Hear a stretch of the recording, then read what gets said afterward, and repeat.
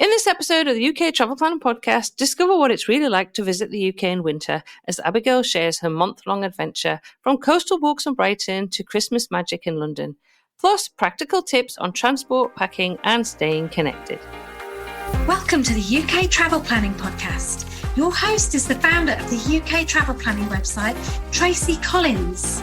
In this podcast, Tracy shares destination guides, travel tips and itinerary ideas, as well as interviews with a variety of guests who share their knowledge and experience of UK travel to help you plan your perfect UK vacation. Join us as we explore the UK from cosmopolitan cities to quaint villages, from historic castles to beautiful islands, and from the picturesque countryside to seaside towns.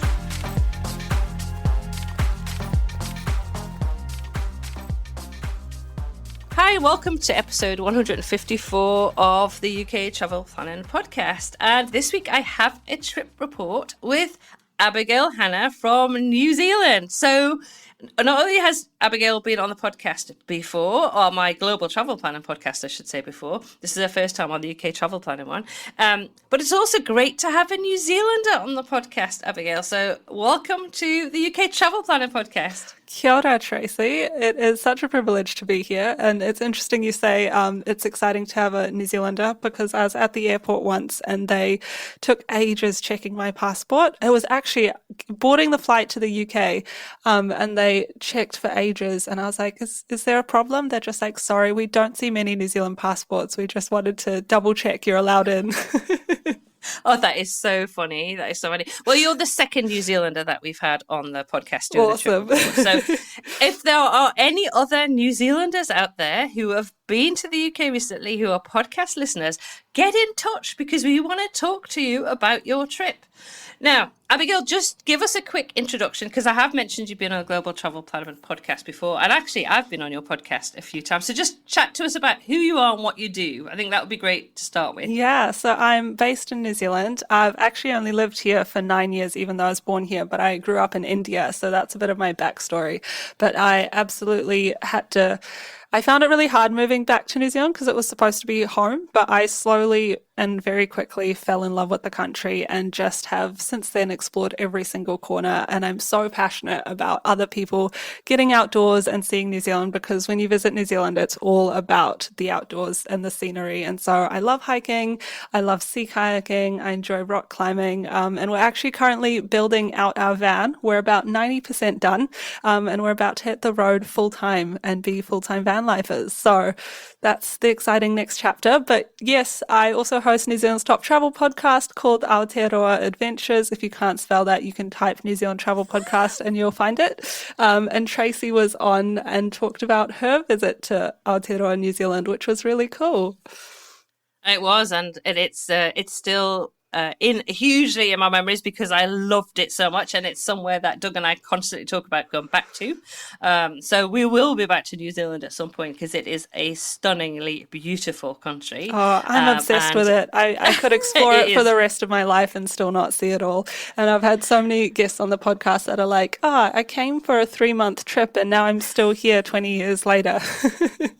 Well, I'm very lucky in that it's not very far for me to go, really. Hop on a plane, it's a few hours away and I can get there. So I will be. Now, and I have talked on your podcast all about my trip to New Zealand, and you've been on my Global Travel Planning podcast talking about New Zealand and also about Nepal and Kathmandu recently, which has been amazing. But this podcast is all about your trip report and your visit to the UK. So let's kick off with that. Let's talk about and give us an overview of your recent trip, when you went, how long you stayed, and the main reason for your visit. Yeah, well, probably one of the reasons not many New Zealanders make it to the UK is it's literally on the opposite side of the world.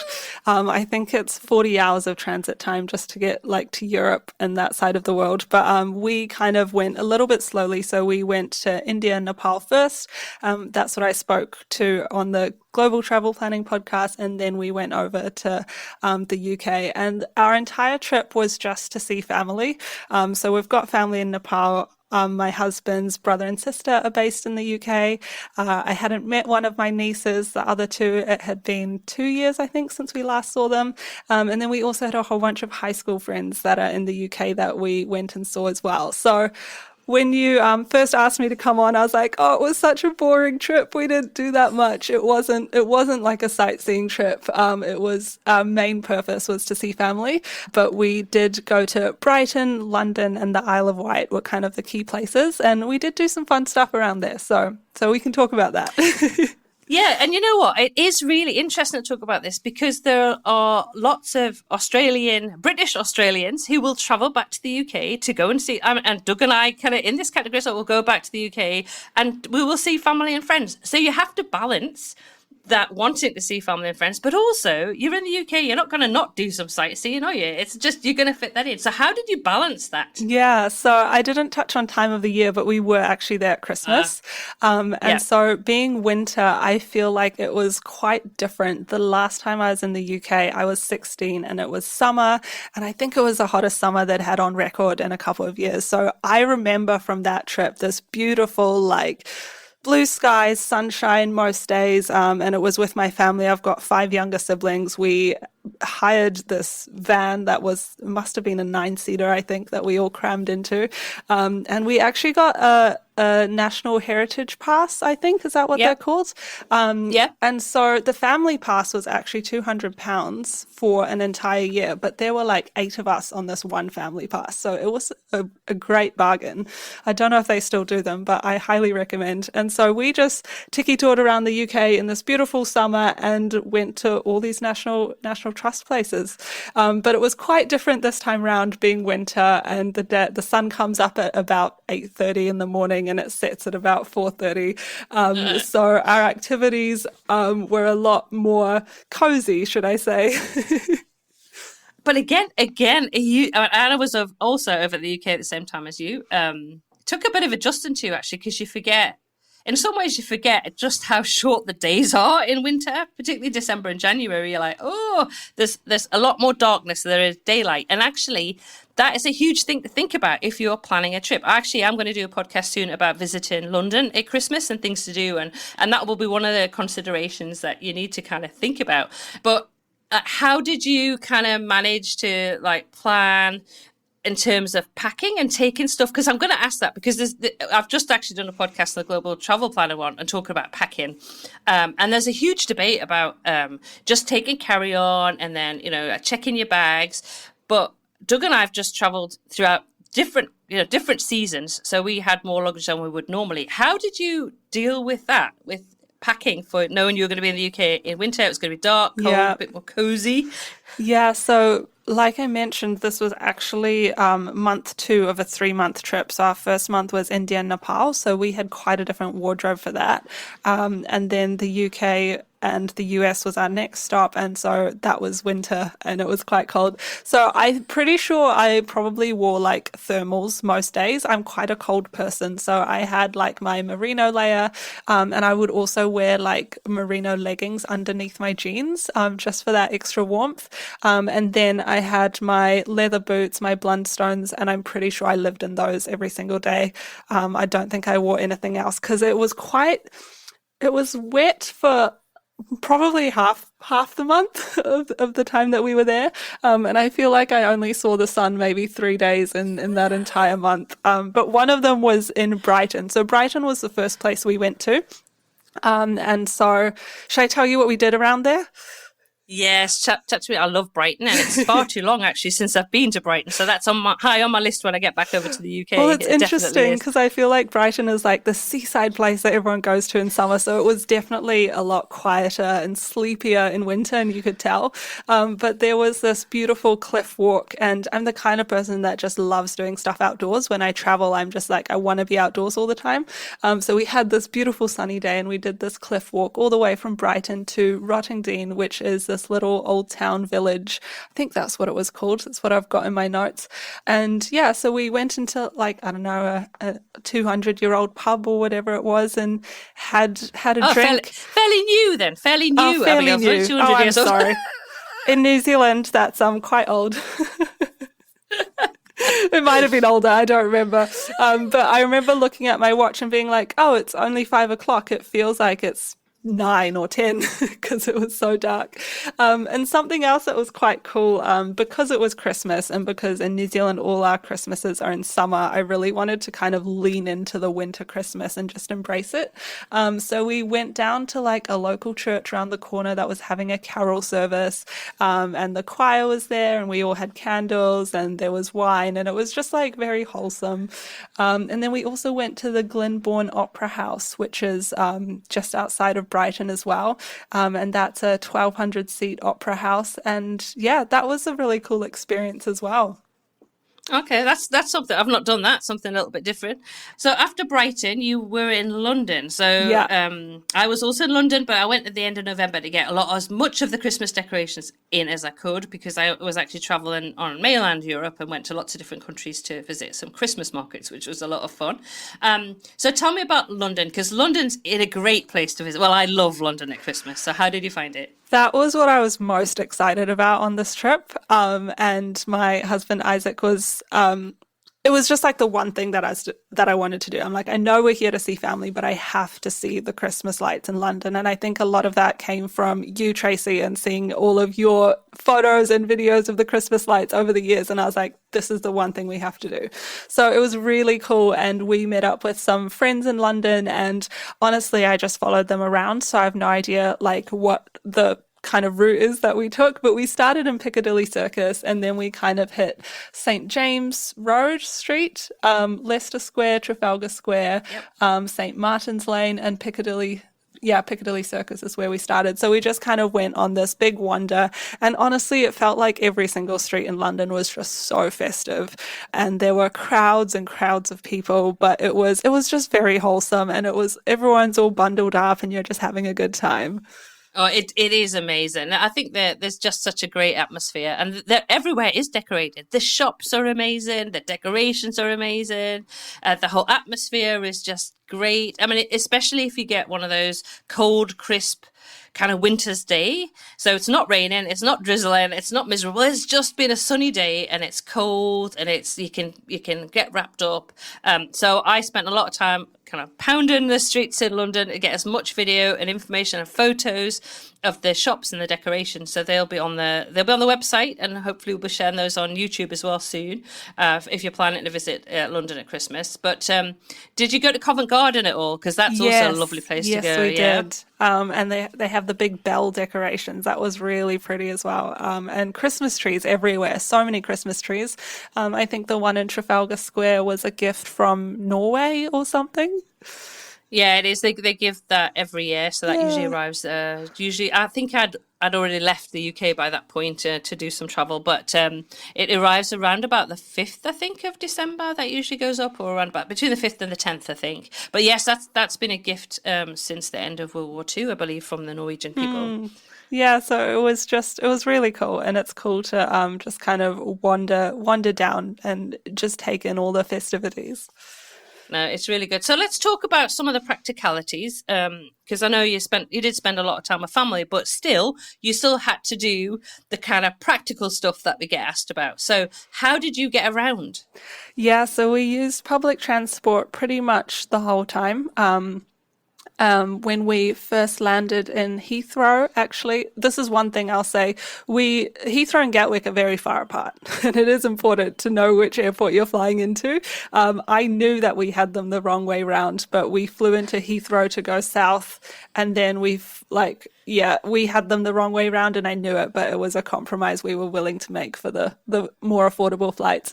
Yeah, so we got out of the airport at Heathrow and went straight to the train desk, and they were just able to give us tickets to Brighton and told us which bus to be on, and it was pretty straightforward, to be honest. We hadn't pre-booked anything. We just kind of showed up and did it as we went. And then for the next legs, like getting back to London, getting to Milton Keynes, we just booked all of those legs a couple of days before we went. And you went by train or by bus? Mostly by train, but a few buses. I think it was more affordable to catch the buses to the airports. Yeah. Yeah, and how did you find the trains? Doug's. I can hear Doug kind of going, ask her about the trains. How was the train experience? I don't remember it being too complicated. I remember it being pretty straightforward, and I've seen Doug's videos. I had him at the back of the mind telling me to look at the board, find out which train it is, wait for the platform. We also used the apps as well, which were super helpful. We got the 2 together pass, which meant that we could save 30%, I believe, when the two of you are traveling together. So we were always traveling together, and so that worked out for us really well too. But need help fine-tuning it, or you have questions about how to get around by car or by train. Perhaps you'd love to chat with experienced UK. Well, we've got you covered. Doug and I are excited to announce that our one-to-one UK trip with you to refine your itinerary and maximise your time, answer your questions about packing, transport, logistics, etc., suggest tours, activities, and share tips and practical advice to make your trip unforgettable. After your session, we're in our call. Now, if you're ready to plan your UK adventure with confidence, book your consultation today. Spots are limited, so don't wait. Head to our website at uktravelplanning.com to secure your session. We can't wait to help you plan the perfect UK trip. Money. Now, talking about money, and I know at the moment for the Australian dollar and the New Zealand dollar, we haven't got a great exchange rate at the moment. It was brutal. With the pound. Yes, it was. It still is. How did you handle money? Because we get asked this all the time. And to be honest, I very rarely carry any cash in the UK these days, which Doug goes mad about because I literally carry my phone. So I just use contactless 99% of the time. So how did you find that? How did you deal with cash, contactless?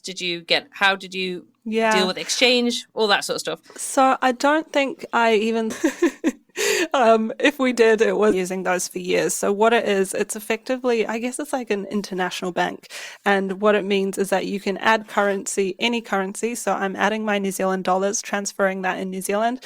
And then you also open up a bank account in pounds and you can transfer it across. And you get really good exchange rates and you can choose which days you are doing those transfers as well. So I would kind of move some across when it went down a little bit, even though the exchange rates were so bad while we were over there. And it just meant that we were spending in pounds, and you're not paying those transaction fees every single time you're tapping. So my husband was carrying the physical Wise card, and then I had the same Wise card on my phone as the contactless. So when we were tapping in on the tube and stuff, we would both just tap on with the Wise card. We didn't get Oyster cards, and that worked really well.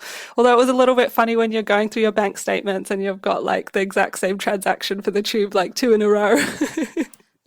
Yeah, I think, is that a mistake? What's going on? Yeah, well, we always say, the whole contactless versus Oyster card is such, check the pros and cons and choose what works for you, because it's such a divisive, honestly, it's one of those divisive topics that I think people are very like, you should only do this, or no, you should only, and we're like, just read the pros and cons and decide what. Like, it's extra effort to get an Oyster card. It's up to you. I sometimes use my Oyster card, I sometimes use my phone, it depends. But I do say to people, like, when there's lots of things going on, if I lose it, not a big deal. And then we've actually had feedback from people who said, oh, my husband actually lost his Oyster card, so thank God it wasn't the credit card, So again, you just have to work out exactly what works for you. So that's what I say. But Doug and I also use Wise cards. He's got a card, I've got a card, I have mine on my phone.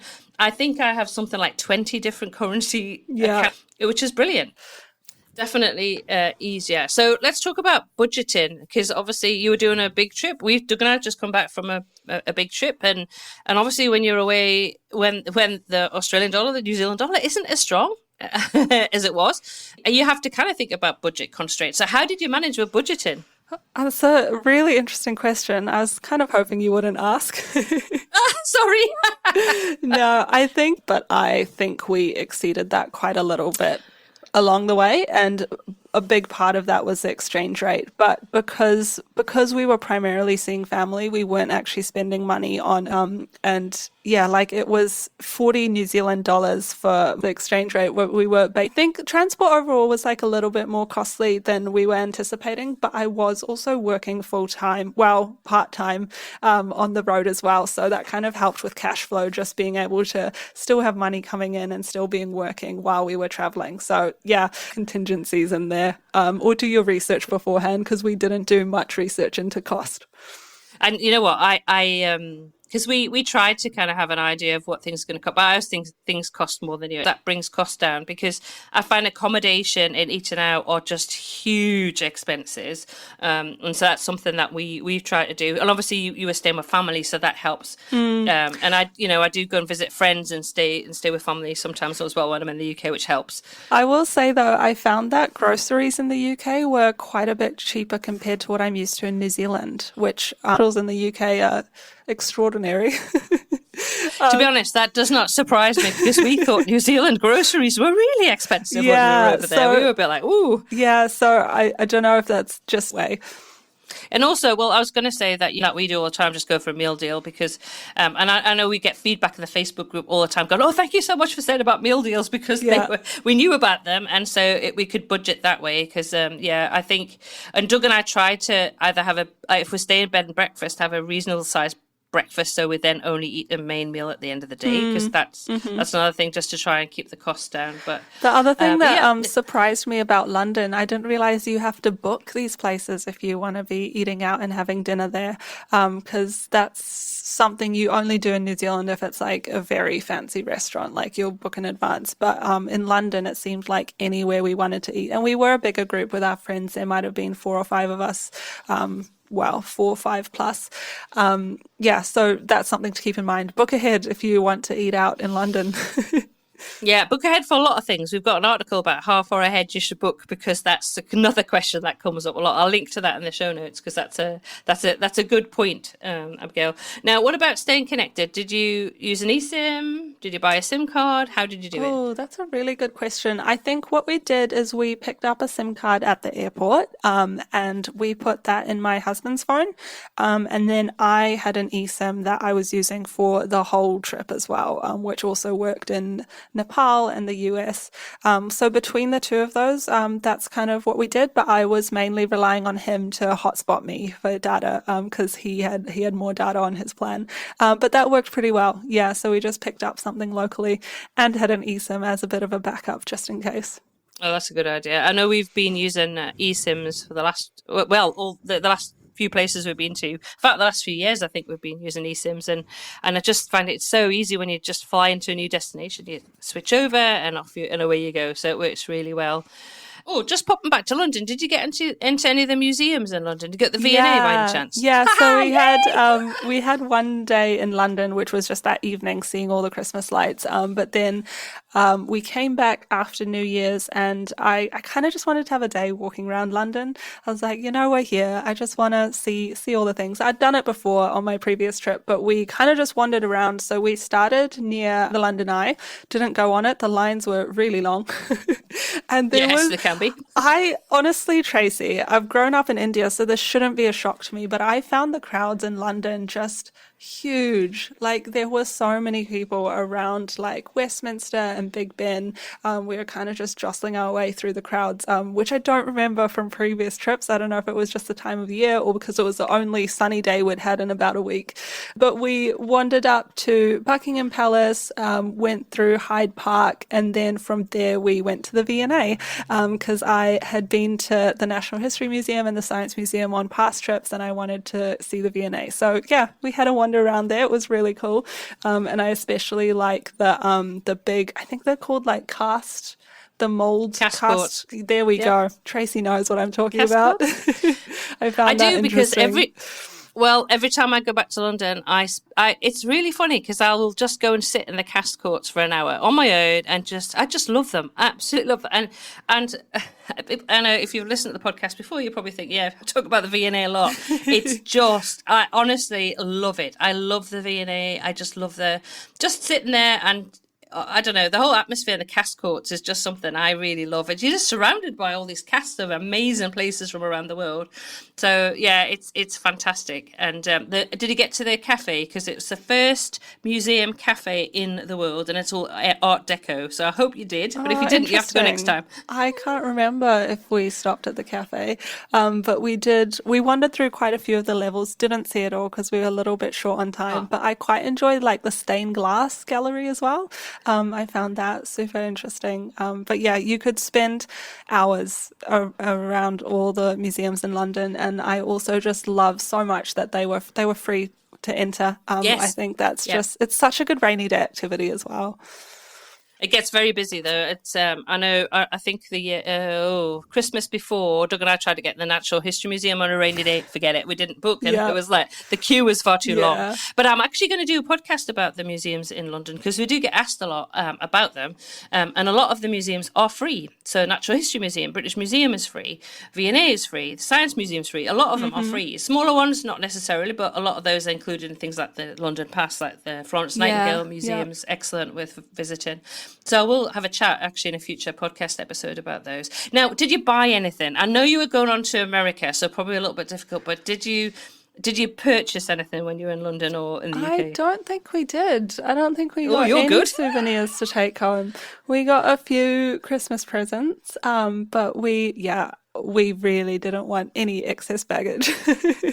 No, I get that. To be honest, I've left a suitcase full of stuff at my mum's, which I could not bring back because we were travelling back via a number of countries, and I was like, I'm not dragging this around with me. So I totally get that. But you were very good with that because I find, especially if you go into some of those Christmas shops, the Christmas decorations are just so gorgeous. Tempted. I was definitely tempted. Actually, we got one thing, which was a gift for Isaac's grandma, who we were seeing in the States. So we were going to get rid of it before we got home, and we picked that up at one of the markets in Brighton. It was sort of this handcrafted it was awesome. The markets down in Brighton as well, just meeting local businesses and craftsmen and artists. Yeah, and you were there at the right time of year for the Christmas markets as well. So there's lots of Christmas markets on as well where you can buy lots of cute little things if you're visiting. So I'm going to ask, what was the highlight of the trip for you? Is there any one thing? I mean, of course, the highlight was the people. We had an incredible Christmas on the Isle of Wight, but it also came with the flu. Oh no! So we were staying on a family farm, so my brother-in-law's wife's farm. But it was this beautiful, beautiful, serene location just in the countryside, which was amazing. But then we all got sick because the girls managed to bring some sniffles home from school. So that was a highlight. The food over Christmas was highlight because the Brits know how to put on a feast. Oh, yes. Yeah, that was awesome. But I also just loved our day in London, walking around and just it being a blue sky, no clouds, sunny, but still crisp. You kind of touched on that before, but that was a highlight for me as well. One thing in London I wish we'd done was St. Paul's. We did go and we kind of like walked past it in the evening, but I wish we'd gone inside because I think we went inside on my previous trip, but I feel like it's underrated. It's so big. Oh, it's beautiful. It's beautiful. So I went there for Evensong in January. Yeah, which was amazing. So that's something that's going to be top of my list for the next visit, I think. Good. Well, it's good to hear that you've got a planning potentially in the future another visit back to the UK. But for this episode of the podcast, what would be, and I always end with the same question. So, what would be your one tip that you'd give for anyone traveling to the UK for the first time? I think specifically going to ask for New Zealanders as well. I think this might be useful for our New Zealand audience. Anything in particular for a New Zealander planning a trip to the UK for the first time? Yeah, I think my tip, and we've already touched on this, but honestly, having that Wise card and for it to just be such an easy solution, I think that would be my biggest tip, honestly, because you just get hit with so many fees when you take your ANZ card or your BNZ or whatever it is you've got in New Zealand. Taking those, you just get hit with far too many fees. So that's my tip. Very boring, but very practical. No, very practical, and that's important. So, thanks so much for joining us this week on the podcast, Abigail. It's been lovely to chat with you. It's always good to catch up. You can find out links to all the information that we chatted about in this episode at the show notes, uktravelplanning.com/episode 154. But for this week, Abigail and I are about to sign off and say the usual happy UK travel planning. Bye from both of us. Bye. Bye-bye. Thank you for tuning in to this week's episode of the UK Travel Planning Podcast. As always, show notes can be found at uktravelplanning.com. If you've enjoyed the show, why not leave us feedback via text or a review on your favourite podcast app? We love to hear from you, and you never know, you may receive a shout out in a future episode. But as always, that just leaves me to say, until next week, happy UK travel planning.